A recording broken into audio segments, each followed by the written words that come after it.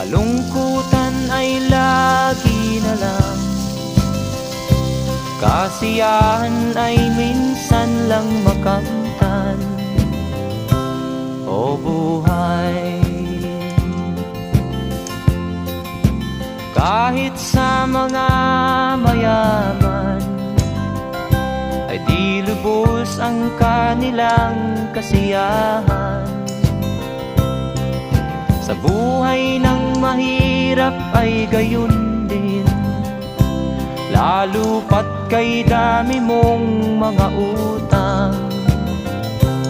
O buhay,